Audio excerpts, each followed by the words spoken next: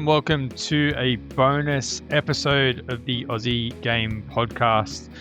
We're here because we've just seen the Socceroos squad being announced. And Mopper, they say that good things come to those who wait. And we waited, and we waited, and we waited, and we got something good. Yes, fantastic Friday, Chief, and welcome everybody. And I'm sure everyone anticipation was building up to today's announcement. Obviously, a week before we kick off, but obviously a lot of these players are also playing this weekend and won't have too much time before we prep time before they kick off against New Zealand. Hey, let's go through some of the changes, Chief. So obviously, if we look at the squad as a whole, there are 11 changes from a 23-man squad that played in the last two Leg World Cup qualifiers versus Japan and Saudi Arabia. So those 11 changes are Matt Ryan, obviously out. He wasn't picked, obviously, because of his move to Levante. Obviously, he needs to settle down there, and even Popper made a small comment in the media this morning that he just needs to get some training time and game time. Jason Guerrier has missed out, slightly injured, he said in the press conference. No comment on Mitch Duke, but he's missed out. He was and all four of those players from the starting 11 from Saudi Arabia. So if we look at those four, if we look at the other seven, Chief, we've got these players came off the bench or were on the bench from Saudi Arabia, and that was Caceres, McGree, obviously injured. Caceres, we think he did make a comment about the A-League players being out of season and not fully fit. Tilio, who's just moved to his new club. Truen, he did speak about Cole Truen in the A-League, just needs a little bit more time in pre-season. Casey Boss is in Mans but not playing. Brendan Barillo, and obviously in the A-League. So that's a bit of a wrap from the changes from the 23-man squad that faced Japan and Saudi Arabia. And the four, obviously, in the starting 11 and the seven that are on the bench that have missed out. But exciting news, we have 7 potential debutants.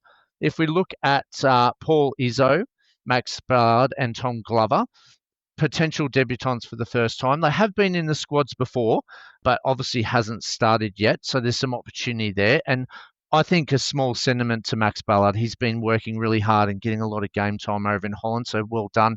I think that's a good news story for me. We've been waiting in the wings for Max Balard. And 4 inaugural call-ups. And aren't these some exciting players, Chief, coming through that we've discussed before? We could be looking at a first-time cap for Segecic, Superman Segecic. Superman, that's it. Noah Botic, great reward for his A-League form last year and his move over to Austria as well. He has started and coming off the bench and getting a little bit of game time over there. Nicolas Milanovic, that's another good news story for me. He's worked really hard and is doing really well in Scotland, and I reckon that's great recognition. And Anthony Kalik in Croatia too, Chief. So he's rewarded too for stellar performance for his club. So I think overall we have seen 11 changes from the 23-man squad, but 7 exciting debutants coming in, and I think this is a very exciting squad moving forward. And we'll break down Popper's comments in relation to that squad and any news and thoughts from our fans and yourself. What do you think of this 23-man squad against New Zealand?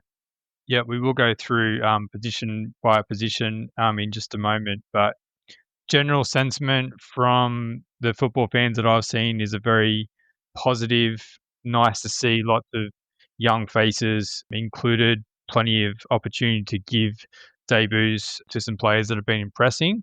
And I see there's no reason not to give debuts to these players in this opportunity. So let's hope that that's the case. Obviously, as you mentioned, big sweeping changes from the team that did qualify us for the World Cup. But really, this is what this window is all about for me, to try and bring through the next group. The A-League players missing out makes sense, even if they might be in Popper's preferred squads going forward. They're out of season, whereas the majority of these players are in season and getting plenty of game time, so they should be up to match fitness. And it really is a great opportunity for these players to come in and impress Popovic. And, it's their spot to lose in this squad. So looking forward to seeing a lot of these players see what they can do. And, there's going to be plenty of debuts, which is really exciting. Yeah, look, Popper's comments were, I took some notes down from his call today. Excited to be back together after 3 months, but really important, wanted to acknowledge and be grateful for the contribution of the players that qualified us for the World Cup. I thought that was a really important note because there would be some disappointing players that hasn't made this squad. And obviously, still, his key words were they're looking at everyone. There's opportunities for youth, there's opportunities for players about to start their A League. So he's got a big window, obviously, with Canada and America still coming up as well. But I believe that, he believes this tie. He didn't like the word friendly. They looked at it as a rivalry, obviously another country that's a World Cup qualifier. So obviously New Zealand's already qualified, and they're looking for a very fierce rival to test these players in these conditions. He did point out he's searching for continuity, and that's what he wants. And he's excited for the players around the youth. He's excited for the opportunities to give them the opportunity in that pressure. And he says it's a big jump, but he wants to test them, and that's what this is all about. And obviously, he's monitoring everyone, developing his playing style. Also, was one of his key points. He did say Jackson Irvine's back in training, Chief, so that was a good comment. But yeah, so, and there's more windows to come, as he said. He did, like I pointed on before, Matt Ryan needs to settle at his club. There's a couple of injuries, still players out with McGree and vice versa that he spoke about. But he clearly stated we've got to increase the quality and depth of this squad, and that's the priority, and to get continuity. The captain for this one without Matt Ryan, obviously, is a candidate to be determined and will be selected during the week. And obviously, the A League players a bit too early to select due to the off season not playing. Even though the cup's been there, not everyone is consistently playing. So that was a wrap from Popper. Do we want to break down the squad and what our thoughts are? And obviously, we put out a couple of thoughts during the week as well, and we can break all that down. Yeah, we didn't get too far away from. I mean, it wasn't what we thought Popper would do; it was what we wanted to see.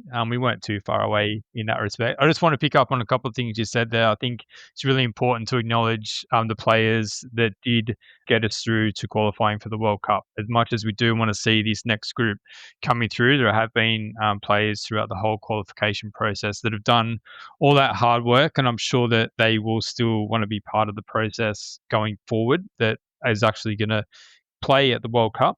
So yeah, important to acknowledge those players. The captaincy is really interesting, actually. Maybe toward the end of this episode, we'll both have a guess at who might get the captain's armband. I'm thinking someone in that back line, but that is going to be very interesting to see. So let's have a look at the squad position by position. Let's start with the goalkeepers. We've spoken about Matty Ryan missing out, which makes sense. Joe Gauci now playing at Port Vale, and Tom Glover on the bench, predominantly Middlesbrough, and then Paul Izzo, Randers. So you'd assume that from that list that Joe Gauci would get the start, given that he did get some starts under Popovic over Matt Ryan before. But interesting that probably Glover's the one. Izzo, I expected to be in the squad. Tom Glover's the interesting one. And it probably speaks to maybe our lack of depth from that fourth keeper onwards. We do have some promising young keepers coming through that maybe aren't quite ready for that step up. Yeah, definitely. He did note in his conference too, Chief, that one of them will get a go. So I don't know if we read too much into it, but he was really leveraging on one will get an opportunity. So Paul Izzo's just come Sorry, out of Glover and Izzo, did you say? out of the keepers. Oh, only one will get a go. Yeah. I don't know how much to read into that, but he did say that one will get their opportunity. So obviously with Joe Gauci just starting for Port Vale, his loans from obviously Aston Villa, Izzo just returning from injury, and Tom Glover only getting a cup run, you'd obviously think that Joe Gauci would be the number one. And he's been in Popper's squad before and started, so we'd expect Well, Joe Gauci. it'd be between Izzo and Glover. Izzo and Gauci, right? Glover, yeah, I wouldn't assume that he'd be that one, but yeah, whether he's been impressed with what Izzo's been doing in Denmark or Joe Gauci, you'd think he'd be one of those two. Yeah, definitely. I might tip Joe Gauci there to start, and I think you'll probably get 2 games, Chief, listening to the comments of Popper's conference. Yeah, that's really interesting. All right. So defenders. So we have Geordie Boss, Cameron Burgess, Alessandro Ciccardi, Milos Degenek, Fran Karacic, Hayden Matthews, Lewis Miller, and Kai Rolls. So let's go through across the back line. Lewis Miller and Fran Karacic for that right wing back spot. Lewis Miller has been the one picked mostly throughout Popper's time, but Fran Karacic is playing really well. Hadjuk Split has even popped up with a few goals, so he might have a bit of stiff competition there. Lewis Miller. Yeah, I think we'll see both in both legs, Chief. I think it's good. I think it's great to see that Lewis Miller's got some competition now on the right. I I think well deserved. Like you couldn't have said any better about Fran Karacic. He's been on great form. So great again, great recognition for players that are playing. Yeah, but I think both players are. I think it was a no-brainer for me, the right back, and I think we'll see plenty of them get plenty of game time, probably one each or subbing each other off. And then in the middle, Cam Burgess and Sicardi for me would be starters. And then it depends if it is Degenek, Matthews, and Kai Rolls, potentially an outside chance to play, just depending on what Popovic wants to do. Degenek was actually pretty good in those recent qualifiers as well. So maybe that combination of Sicardi, Burgess, and Degenek would be the go. What do you think? Yeah, look, Burgess and Degenak both started against Japan and Saudi Arabia. Saradi was against Japan, and then on the bench for Saudi Arabia. Guerrier come in for that one. So I think Sicardi was just coming back from injury too. So he like, was, yeah. yeah. So that makes sense. I think that those three speak for themselves. Popper's obviously confident in the rock there, Burgess, and he's got off to a great start with Swansea, and obviously Degnet playing week in, week out. Sarati starting for Parma, so I don't think that's a no-brainer. I think great backup with Hayden Matthews there. He hasn't seen too much time in Portsmouth, but has had a full pre-season, played some pre-season games and some cups, just looking for his opportunity. But Popper's again started Matthews before, so I think he's got great confidence in all four of them. And I think once again they're going to be rotated and plenty of game time for him. And again, that word continuity and discipline, I think, will be at the back. I think Popper is certain about who he wants back there, and I think you'll be seeing this back line probably move forward through the whole campaign. Yeah, and interesting you say that because I did obviously Harry Sutar's been a dominant player in this team for quite some time, but potentially he's not going to be back from his injury until early next year. So it really is important that this group starts to gel together. In the case that Sutar's not going to be fit for the World Cup, yeah, that's probably a bit of a stretch, but you'd certainly want some options there if that was to be the case. Yeah, and Kai Rolls has been consistent in America, starting week in, week out, but obviously his team is not in form, really struggling in the US. But Rolls was in the previous campaign against with Arnold. He was pairing up with Suter, so Poppy knows that he's Mr. Reliable back there. So I think every one of those defenders speaks for themselves, Chief, and I think a very solid back line. I think like the important thing too is, and I remember we were at that game against Indonesia, and I remember watching that live when Burgess, toward the end of the game, he was really kind of struggling to get through it due to his lack of game time at Ipswich Town last season. And the fact that he is playing week in, week out now for Swansea, I think is a huge benefit. And obviously Sicardi is as well, and Degenek too. So, and Kai Rolls, as you mentioned. So the fact that Matthews is the only one of that group that aren't getting consistent game time, and I think that's going to be a huge benefit. Yeah, absolutely. Let's move on to the midfielders, Chief. Oh, whoa. Hey, Sorry, mate. did you Keep forget going. a position? Geordie Boss at left wing back? Oh, sorry, mate. I'm having a Oh, shocker. excuse me. All right. So Geordie Boss in that group of defenders that's been named, he's the only kind of nominal left wing back there. But Sammy Silvera has been named in that midfield group, can probably slot in there. That's where he's been playing for Middlesbrough. But you'd expect Geordie Boss to start, right?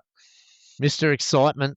We've seen him in Is that the why you skipped over it? You just oh, mate, assumed. Mr. Champ, I still can't get over that ball he put into the box for the Champions League qualifying game, Chief. I'm just so excited to see him back. What a ripping left back he is, and great to Has see been a him. while, hasn't it? It has been a while Yes, since he's been in there. he So was out yeah, for a fair way, mate, and but it's just great to see him back, and he's starting every week for Feyenoord. Yeah, he's going to build into this nicely. He offers attack, lots of energy, lots of width. I think he was an exciting talent, always has been, and great to see him back in the Socceroos squad. He's a fantastic addition back in the squad. He's going to he's going to have a massive year, Chief. Hopefully, he stays fit and well. of course. When he was being picked under Graham Arnold, Arnold was playing as more of that kind of left mid as well, and obviously taking advantage of the fact that he can get forward and he's can put good balls into the box and can even cut inside and shoot. So this would probably be the first time he's been deployed in that left wing back spot. So would expect him to get forward as much as possible. That's kind of his natural game. But yeah, you'd expect Boss to start in that left wing back spot. Popper's system suits him, Chief. I think that's a big difference. I think this is the formation that he fits the best. And same with Silvera. I think it fits him the best as well. Yeah, great. They're and he's playing for Middlesbrough as we spoke about so highly, 3 from 3 Borough, and has had a great start to the season. So he'll be primed. And you talked about the left back and left wing back position having so much depth, because there's a lot of players that have got a lot of quality that have missed out, but there's so much talent down that left side. So it's exciting times ahead. Yeah, Jacob Italiano probably unlucky to miss out, given his form in Austria. Callum Elder also going well in England as well. But we can move on to the midfielders now. That's all right. a lot of people spoke about Elder, deserved an opportunity, but like we said, the left side is just packed with talent.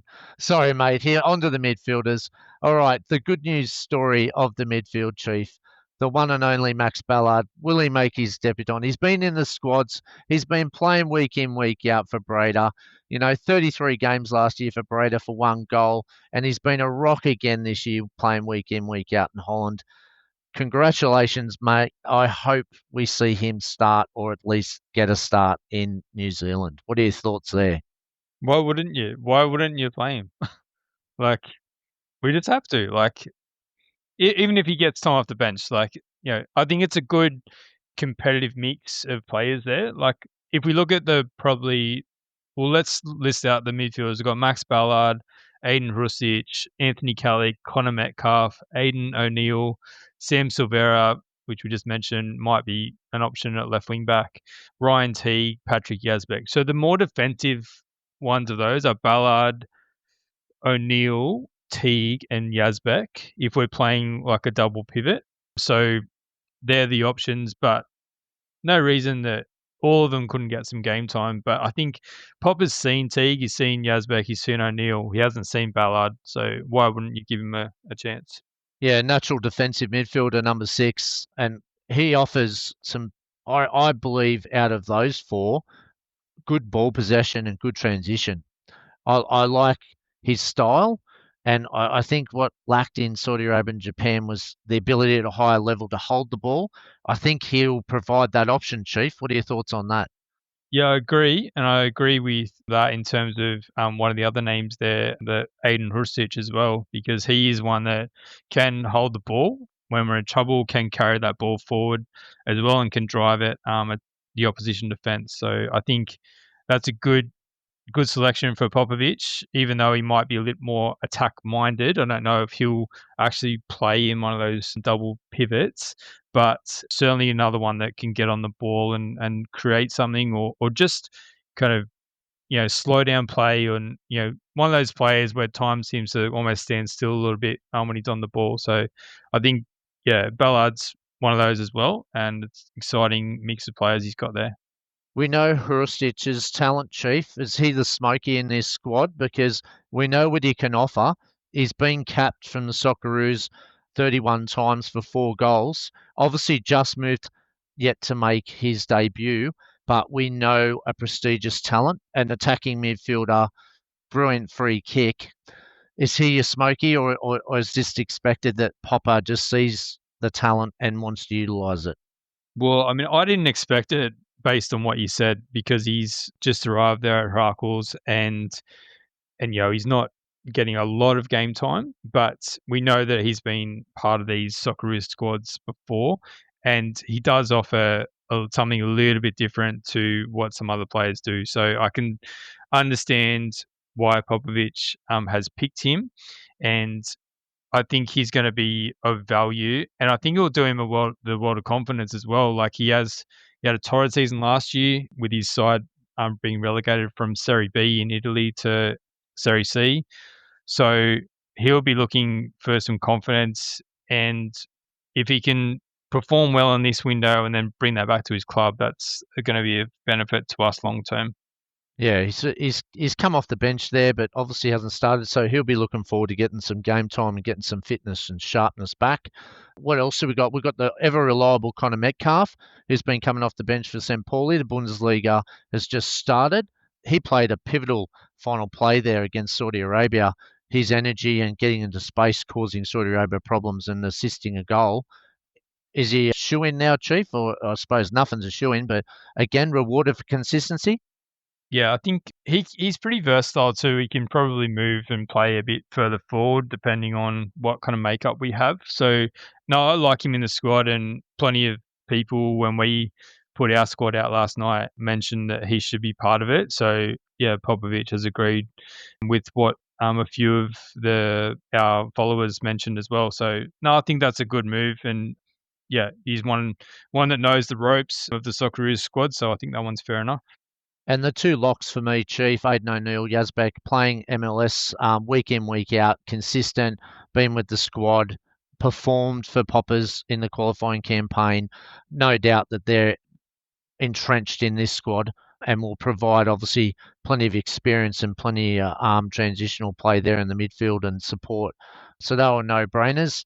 What about Ryan Teague? He hasn't started or got much game time with his move, but obviously Popper sees him for the future. Obviously a high prestigious talent. We just hasn't really cracked that side over with his move.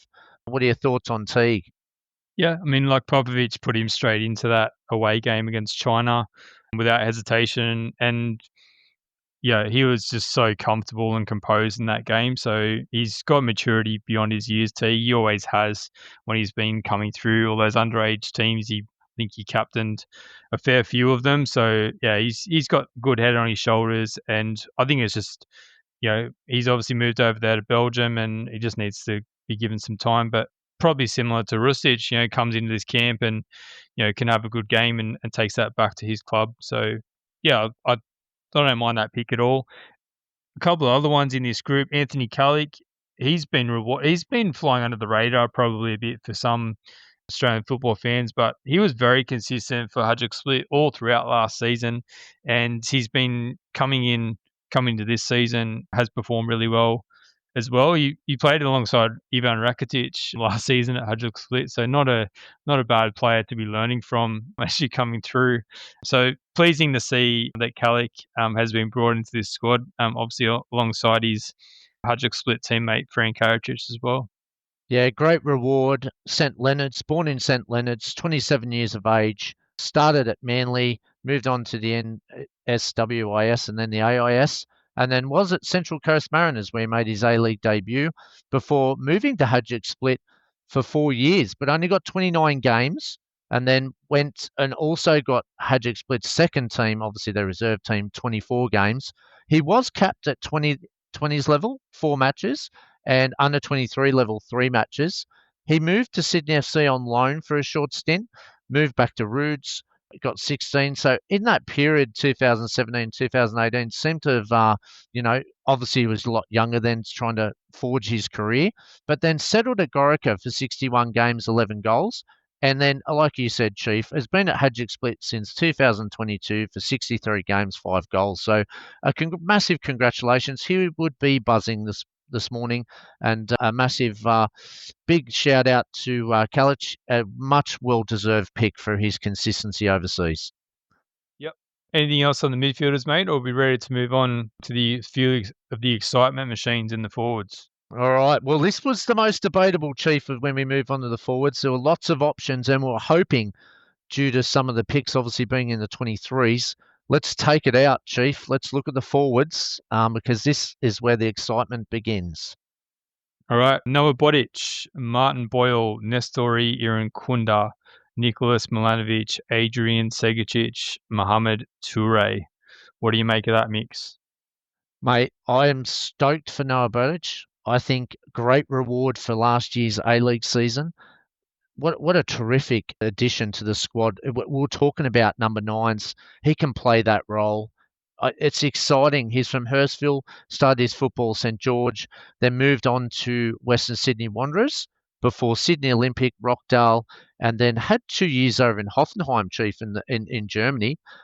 I think, he's been capped under 17 level. He's been capped in the junior level.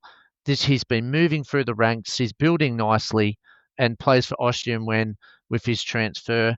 He's been coming off the bench. He did start a few friendlies, and I think this is an exciting futuristic move for our number nine. We're looking for a number nine, and I think him and Toure suit the bill, Chief. And I reckon what a great start and opportunity to get his first cap for the Socceroos.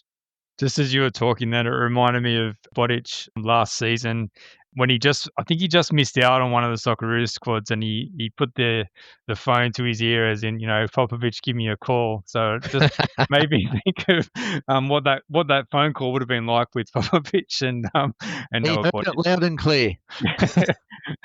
Well, fair few months later, but he did get there eventually. But no, I think like he had a fantastic season last year with Western United and probably hasn't had the game time that we would have hoped for his move to Austria Vienna, but look, good reward for him to come into this squad. And Mohamed Toure is obviously the other out and out number 9 in this squad. He has played for the Socceroos off the bench before, but never started. So exciting that you'd think we're going to have a new starter in one of them in Botic or Toure. So that's pretty cool.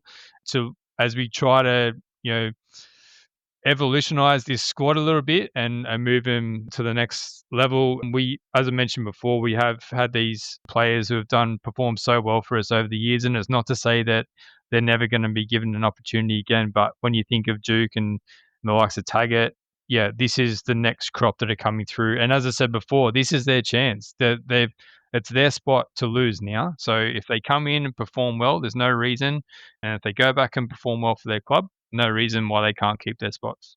Yeah, absolutely. Well said, Chief. And obviously, Martin Boyle's the stalwart in the campaign from before and has been with the Socceroos for a fair while now. And again, starting week in, week out with Hibs, they've played plenty of football, haven't they, Chief? They've been extra time and penalties. So, like you said, he'll be one of the fittest of the players. Or maybe the one of the most tired. Or the most tired, yeah. He might enjoy the flight back. Put him in first class and put the feet up, mate. Yeah, but I think Mohamed Toure, he's another exciting one, Chief. You've seen how well he played against Saudi Arabia, and he's been going great overseas. He's been building for a while, 21 years of age. What an exciting talent. I think we've got our number 9s, Chief, of the future. Papa said that it's a big jump, but this is where he wants to test them, so this is brilliant.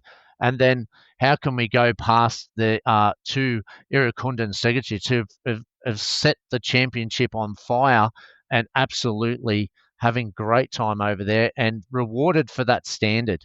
And also, how could you not get a shout out to Nicolas Milanovic? What a well-deserved pick this one is as well. Rewarded again, Chief, for playing overseas and doing a great job. But there's so much excitement in this 6, isn't there? There's plenty to look at across this front line. Yeah, I think Milanovic, another one of those ones that was performing really well in the A-League toward the back end of last season. And plenty of calls for him to get the call up to the Socceroos as well. So, yeah, that's just reward for him. Martin Boyle, consistent player in the Socceroos, but also been performing really well for Hibs as well. He scored again this morning, so performing really well. And then, yeah, the two excitement machines in Nestory Irankunda and Adrian Segecic. I missed the press conference, but I'm interested to hear if Popovic did say anything about Segecic being picked in the 23s. Not specifically, Chief. I think just excited that this new young crop's coming through. I think he sees the potential like everybody. There was a lot of people on social media craving for these two to be picked. And like even Milanovic, yeah, he was the reigning Johnny Warren medal winner last season before signing with Aberdeen, and he's had a great campaign. The 23-year-old over at Aberdeen, they've had a great start with an assist in 5 appearances so far, starting every week. So it's not just the boys in the championship, Chief. Every one of these players are very well deserving. We're a bit nervous whether they'd all get picked, but I think we're right on the money. This is the next generational time, and I think it's a great start. And hopefully we can see them build against New Zealand. And even Popper said that even if they don't, like some people step into it easy, some people don't. They're definitely on the radar for this next 12 months against America and Canada, and obviously moving forward to the World Cup. They're definitely considered, and I definitely think if these guys continue to play at the level that they're at now, and they're starting except for Botic, who's coming off the bench, but he's within the squad. He'll get his time. I think this next crop over the next 12 months are going to be primed. Yeah, agree, mate. And like, is a really exciting bunch of players, and I think someone like an Irankunda doesn't naturally probably fit into Popovic's system, but I think hopefully he's seen enough in him and what he's done so far for this season to show that he's versatile enough to be able to adapt. And I think sometimes you need to be a bit flexible in your system when you do have these standout players like an Irankunda and like a Segecic, where you can actually fit them in and make things work around them. But we talked about last week about the supply getting to these guys, and you look at that midfield group, there's certainly some players that can pick a pass and supply that early ball to them, and then exciting to see what they can do with it from there. And then we do have 2 young, exciting strikers leading the line for us as well. So look, general excitement all round. I have seen very, very little negative comments on the socials for this squad. So I think everyone is just pumped to see a good young crop mixed with a bit of experience going to be able to take on New Zealand here. Yeah, Chief, just back to your question, he did mention Irankunda. Obviously, the reporter was like everyone was excited about the free kick and his progress in Watford. He did say, obviously, he was back there in October last year and he's matured and he's gone off to Grasshoppers and then obviously made a good selection in Watford. So he was excited by that and believes he's a lot more mature now to press his claims. And it's just great that Popper's got the confidence to build on that, and I think he's got full confidence that Irankunda can do a really good job for the Socceroos and will probably play a pivotal part in the future. So I think this is Generation 2.0, Chief. As I said, the 11 players that have missed out still will be looked at, but there's still opportunity for the A-Leaguers, once that kicks off in October. And I think this crop here is going to get the first crack at the continuity that he's looking for and to understand what expectations are required from the Socceroos in moving forward. So I think overall, Chief, I think everyone should be super pleased with who we've seen. There's not probably 1 or 2 players there were probably a little bit unlucky, but really need to find the game time and the right club to push on. You mentioned there about, and you've said this a few times on some recent podcasts about that, the past kind of 3 to 6 months and how we're building with this youth. And I think we've had to dip back into the A-League at certain times because we either don't have the players playing overseas or the ones that are overseas aren't playing. But this group is really different. This is young players at good clubs playing week in, week out, getting plenty of minutes. So I would, even the ones that have been picked out of the A-League in the past, I don't know necessarily whether going forward we are going to be so reliant on these guys. If, as I said before, if these guys come in and perform well, it's their spot to lose. Yeah, it's important to note too, Chief, that obviously during the week that the under-23s were picked as well, which have some of that talent. So I think, you know, take into account of that, they're going to get their opportunity to develop. Kai Truan's another one that, probably just needs the A-League to start. He's developing, and I think we might see Kai Truan in the future, but you're spot on about your comments about this squad.